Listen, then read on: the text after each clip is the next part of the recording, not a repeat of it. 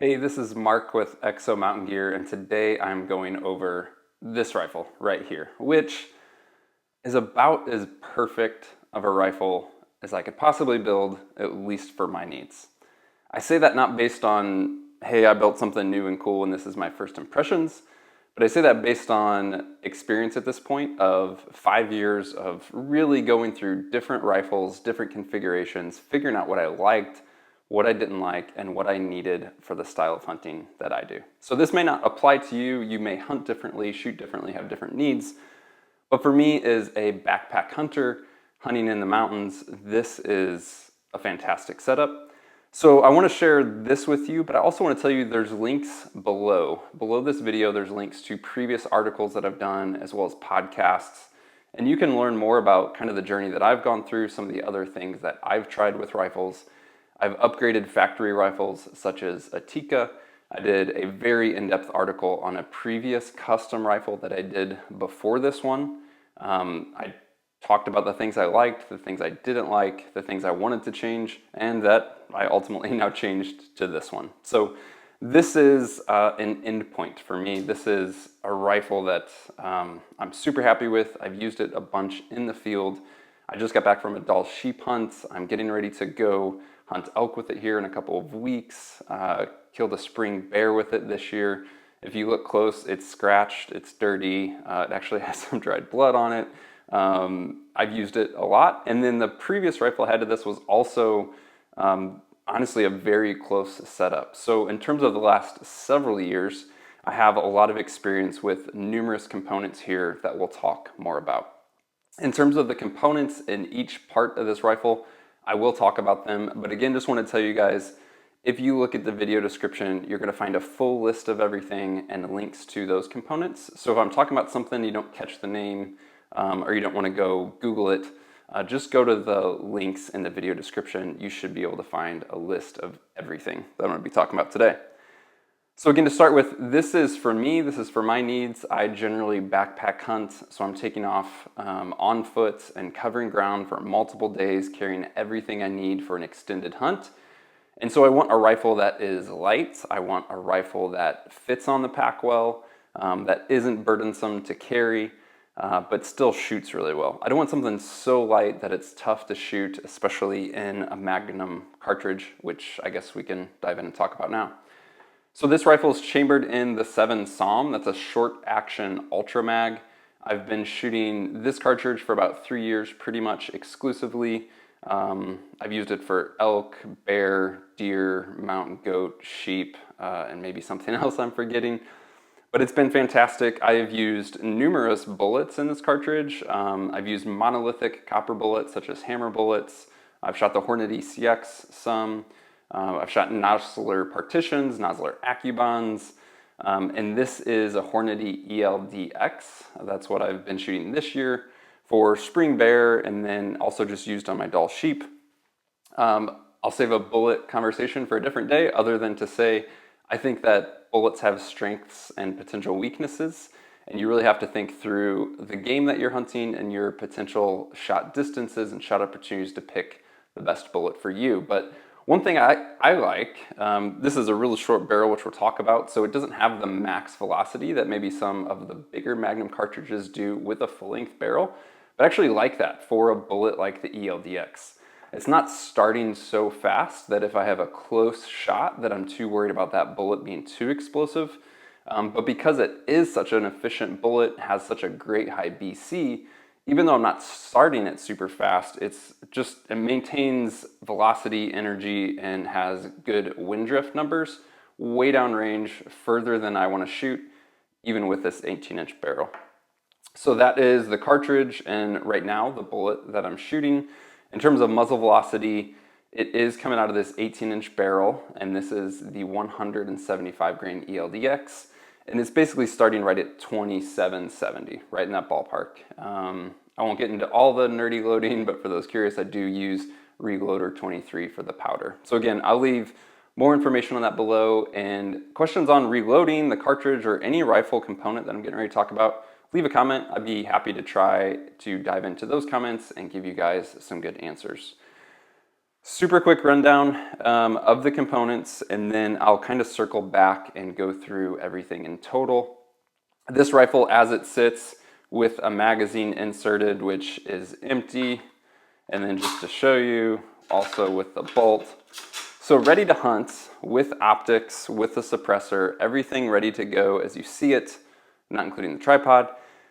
This rifle sits just over 8 pounds. I think it's 8 pounds and 2 ounces, which again is light, but not crazy, crazy light. It's quite light for being suppressed and for having a really tough scope on it, which we'll talk about. But I really have found over the years in shooting a lot of different setups that 8 pounds, 8.5 pounds is really a good sweet spot where it's light enough to carry, but it's also not so light that it's tough to shoot, especially in a Magnum cartridge. And so for me, I'm really, really happy with the weight coming in just over 8 pounds ready to hunt. Again, I'll just run through things quick. So this is the Nightforce NXS 2.5 to 10 scope. These are Hawkins precision rings, a Defiance Anti-X action. This is a Proof Research 18-inch carbon fiber barrel. This is a Thunderbeast Ultra 5 suppressor. It is the Gen 2. The chassis, as you see it, is the XLR Element 4.0 chassis. As you can see, I have the carbon fiber grip, the carbon fiber buttstock, and I do have the folding adapter installed. Swinging it around, the trigger here is the Timney Elite Hunter trigger. And then the magazine that I'm running in this is the Hawkins Precision Chassis Mag. So kind of built specifically for chassis. As you can see, I do have one inserted. It's incredibly low profile. And for my cartridge, the 7 SAUM, this will hold 3 rounds. So that is a very quick rundown on the specs and the setup. As you can see, everything is nice and compact. When I put this on my pack, essentially it sits flush at the bottom and just about flush at the top. So as I'm hiking, there's not a bunch of barrel overhead, even with a suppressor that gets in the way of things. And then even if I have the pack on and I want to take a break and sit down, especially when I'm coming out heavy at the end of a hunt, I don't have that rifle sitting way below me, so that as I go to either crawl over deadfall, take a break and sit, the rifle's not in the way. So I just love how compact this setup gets. Again, it's just a pleasure to carry on the pack and good and light, but again, very shootable. So with the quick rundown out of the way, I'm just gonna go ahead and dive a little bit deeper into each of those components, try to answer a bunch of questions that I would anticipate you guys having a little bit, and talk more at length. So just going top to bottom, again, this is the Nightforce NXS 2.5 to 10 scope. I've been using this scope not only on this rifle, but on previous rifles for quite a while now. I've tried a lot of other scopes, Leopold's and Swarovski, Zeiss, others that I'm drawing a blank on. I've been through a lot of scopes, and I always want to keep weight down, but I want reliability. I want to be able to dial.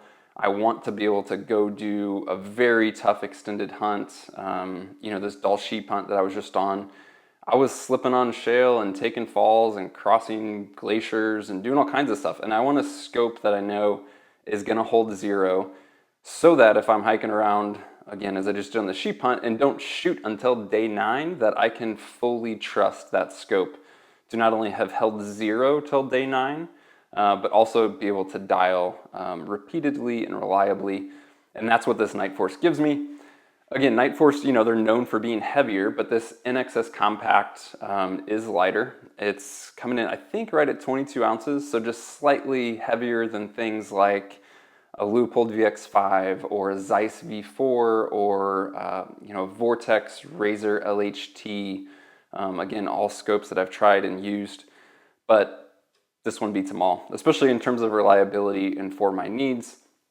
The only real major, I would say, complaint, which isn't a complaint, but thing I would love to see changed would be to have a locking windage turret. It is exposed, it doesn't generally move. I've just gotten in the habit of checking this windage and making sure it's on 0. They're pretty tight, audible clicks. So even with it strapped to my back, again, I've just made a habit of checking 0. It's easy to see. but it would love if there was like a little locking mechanism there. Otherwise, I shoot their MOA reticle, MOAR, the Moore reticle. And then one question that comes up a fair amount is, hey, it's only 2.5 to 10. Is 10 power sufficient? And for hunting big game, I feel it's way more than sufficient. The furthest animal that I've shot in the field was a bit over 500 yards. Different discussion for a different day. Not saying everyone should do it. Not saying I would do it all the time, but I have done it.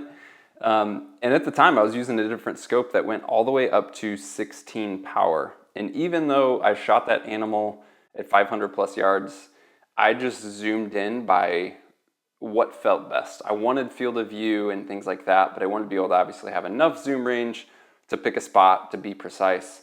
And it wasn't until after I made that shot when I looked, and I was only at like 8x or 8.5 magnification, again, on a scope that went up to 16. So for me, having 10x is plenty to shoot big game. And then even outside of hunting, I've used this scope to shoot steel 12, 13, 1400 yards and haven't felt handicapped by only having 10x. So really stinking happy with this scope. No plans to change it. There's nothing else that is tempting me on the market.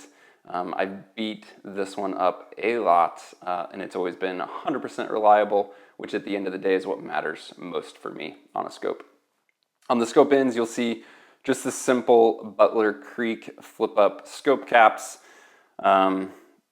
They're cheap, they're relatively light, they work okay-ish. I've tried other options like the Tenebrex covers and more.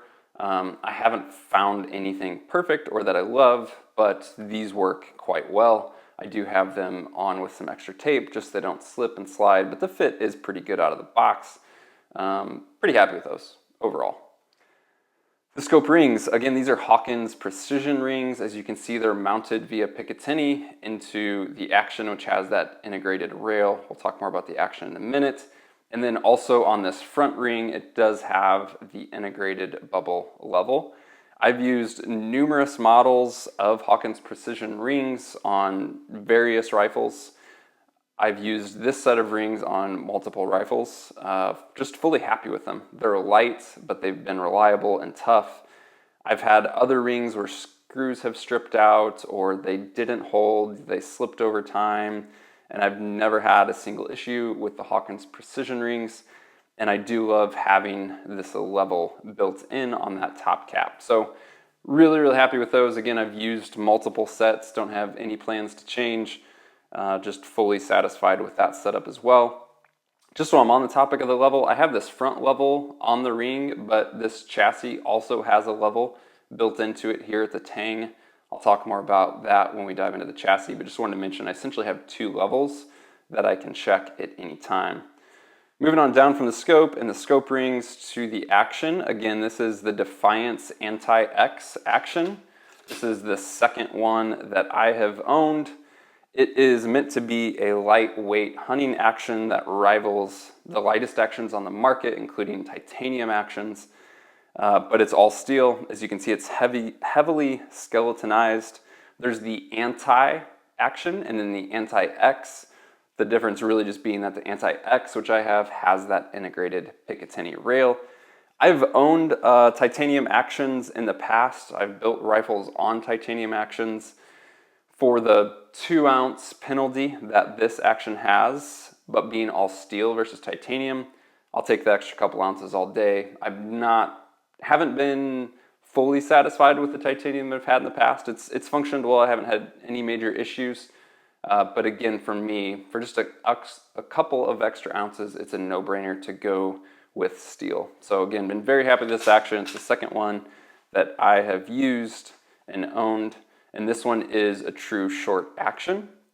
Again, for 7 SAUM for this cartridge, certain guys will build them on medium length actions or even long actions. I had a previous 7 SAUM that was very similar that was built on a medium length action. And I just decided to go to the short action because I wasn't getting any benefit out of that medium length. Again, if you want to read more about that and my previous rifle that really inspired me to then build this rifle, that link is below in the video, and I talk a lot about the similar components, but a lot of the things I changed and that I learned. And going to a short action for me was one of the things I changed.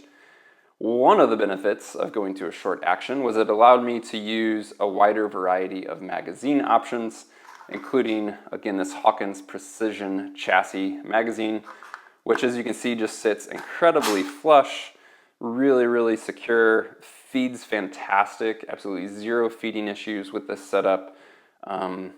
Could not be happier with this magazine, the way it integrates with the chassis and how it functions and feeds. Speaking of the chassis, again, I mentioned the XLR Element 4.0. This is, I think, the third one that I have owned, so I have quite a bit of experience with them.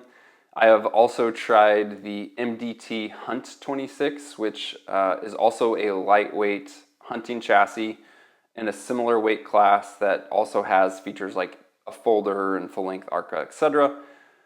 Again, not to beat the dead horse, I had a full comparison on those two, a big write-up article, and you can go read all the details to compare those two chassis in that article if that's something that you're interested in. But for me, I decided to stick with the XLR Element chassis. One of the changes that I've noticed over the years with the XLR Element was this trigger guard design. A previous chassis that I had a much longer magazine release and a different trigger guard design that didn't have as much adjustability built into it. And man, oh man, just that trigger guard change and magazine release change made this chassis massively improved. So I'm just really, really happy with this chassis. Again, a big benefit is this folding mechanism, being able to swing that buttstock up, get this rifle on the pack without a lot of interference. I love how tight it gets. It's actually hitting the tripod right there, but it gets nice and tight against the profile.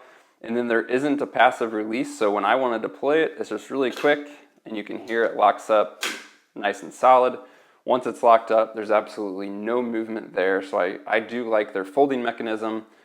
This carbon fiber grip is nice and lightweight, of course, but really comfortable to my hand. I like the adjustability with the carbon fiber buttstock, being able to raise this cheek piece to get to the right height. You can also change the angle. There are spacers for length of pull with the butt pad. This is an optional add-on. It's called their bag rider, just this little section back here that I do tend to use just because it creates more real estate to get a good rear rest. We already talked about the magazine, talked about the level that's integrated. That's fantastic. Then the full-length ARCA up front is just critical, especially if you want to shoot off of a tripod, which is something I have done a fair amount of. Real quick, just to touch on the tripod, this isn't about the tripod, but this is, for guys who are curious, the ASIAC Backcountry Hunter Light tripod with their ball head. Again, I'll leave a link to that, but that's a different discussion for a different day in terms of tripods because I've used quite a few. But full-length ARCA is really important. I have previously had rifles with just a small ARCA section, and as you get into awkward positions, shooting up and down, if you only have this mounting point, it just gets limiting when you shoot at angles. Sometimes you want to be able to slide the rifle and go more forward or aft on the chassis with the ARCA adjustment, especially as you get into up and downhill angles. That becomes really important. So full-length ARCA is something I'm a huge fan of.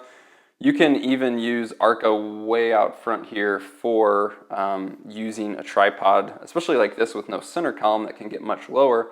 You can essentially replace a bipod and not have a bipod out front. I do at least carry one. I'll talk about that in a second. But yeah, just a huge fan of having full-length ARCA on a chassis. As you can see, there's M-LOK slots on both sides as well as the bottom, and I currently am running this small Picatinny rail up front, and that is for this particular bipod. This is from Mtn Gear. It's an incredibly light but insanely adjustable tripod for how just light and compact that it is. And I don't ever keep this on my rifle until there's an opportunity where I think I may need it to make an actual shot if it's prone. But I will say that for me, the vast majority of my hunting in the last several years has not been from a prone position. You know, in the mountains with really steep angles and rough terrain, I often find myself shooting from a seated position or a kneeling position. That's been way more versatile and practical for me instead of prone. And beat the dead horse once again, there's a link in the video description that shows my technique for how I shoot with a pack and trekking poles from a seated or kneeling position. And if you just use that technique and practice it, you can be incredibly effective. That long shot that I referenced earlier was actually shot from that position, seated on a steep slope using my pack and trekking poles. So it is incredibly effective. And again, there's a link to check out another video that goes over that technique. But there have been a couple times where I've shot prone, including this recent sheep hunt. And this bipod is just going to attach really fast on the ARCA up front, locks up nice and solid. The legs have multiple positions, so as I release this button, I can have this leg here, I can continue further out here. So there's 3 position on leg angles. With a quick quarter turn, you can extend the legs a great deal. It does have pan and tilt on this model as well. And then you can also change how wide the legs are. So there's a tilt, and if I want to bring these legs in more narrow, I can do that. I can get into multiple positions there. So there is a massive amount of adjustability built into this tripod, and with the quick on and off and how stinking light it is, I want to say it's 6 ounces, but don't fact check me, check the link below. It's really easy just to have this in the pack, have it accessible, put it on the rifle if and when I need it. Talk about the barrel. Again, it's 18 inches, Proof Research carbon fiber barrel. Probably the 4th barrel I think I've owned from Proof of their carbon barrels. They've all shot fantastic, been very easy to clean, very consistent, just haven't had a reason to change. And I've just gone shorter and shorter and shorter over the years, especially that I started shooting suppressed, which we can talk about. But I have been shooting suppressed on my hunting rifles for numerous years now. I started with a typical 24-inch barrel, have had rifles with 22-inch barrels, have had rifles with 20-inch barrels, built this rifle with the 18-inch barrel. Of course, some of your barrel length preference is going to be based on the cartridge that you're shooting, the size of your suppressor, if you're shooting suppressed, etc. But I will say that even if you're not shooting suppressed, consider going shorter. It is just so nice to have a short, compact rifle. I'm just a huge fan of it. So even though I'm losing some speed up front, you know, I've had loads with the SAUM that were starting much faster, but if you shoot a efficient bullet and have a good load and a good cartridge that is efficient, such as the SAUM, getting down into an 18-inch barrel again is terminally effective beyond where I plan to shoot. It's terminally effective at distances that I have no business shooting at in the real world. So I'm just a huge fan of having a short barrel after going through the process of getting shorter and shorter and shorter. Again, shooting suppressed, this is the Thunder Beast Ultra 5 Gen 2 suppressor. I do also own the Thunder Beast Ultra 7, which was my first suppressor. In general, I'm just a huge fan of Thunder Beast suppressors. I did a lot of research before I chose a Thunder Beast suppressor. This was years ago.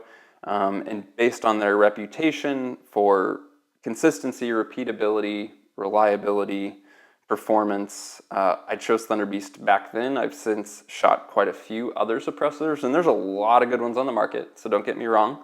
But I just have had no reason to move from a Thunder Beast. I'm really, really happy with it. I do use their CB brake mount. It is really repeatable. Again, going back to repeatability, reliability, I'm often traveling for hunts, and I want to be able to travel with my rifle with the suppressor off, get to my destination, screw that suppressor on, and yes, verify my zero, but know that I'm not going to have to change anything. I've taken Thunder Beast suppressors on and off of rifles countless times, put them on different rifles, switch back and forth, etc. I've never once had to re-zero because of shift based on my suppressor. Never once, which is what I really, really want.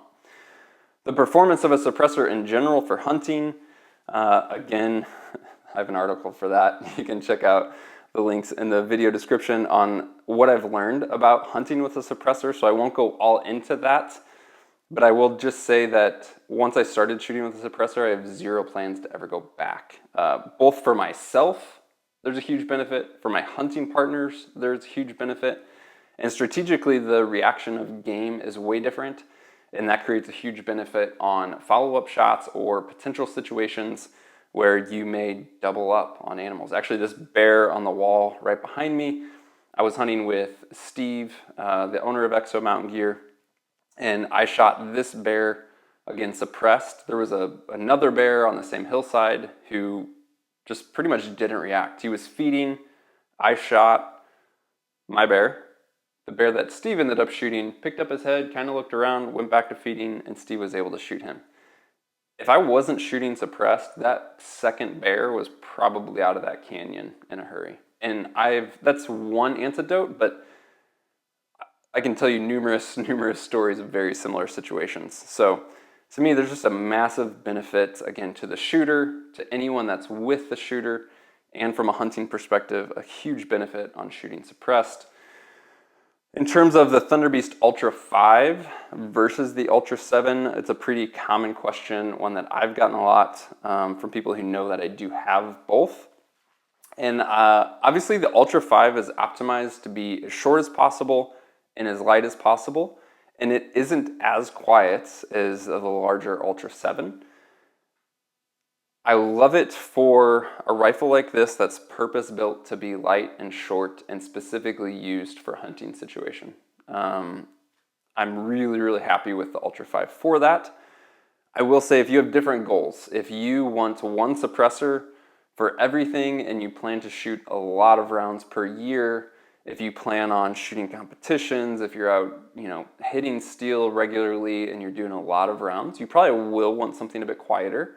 And the Ultra 7 may be a better choice. I have the luxury of having both, so I can, go out and shoot 100 rounds in a day and have a bunch of fun hitting steel and use my Ultra 7 for that, and it's going to be quieter and more pleasant to shoot a higher volume of rounds.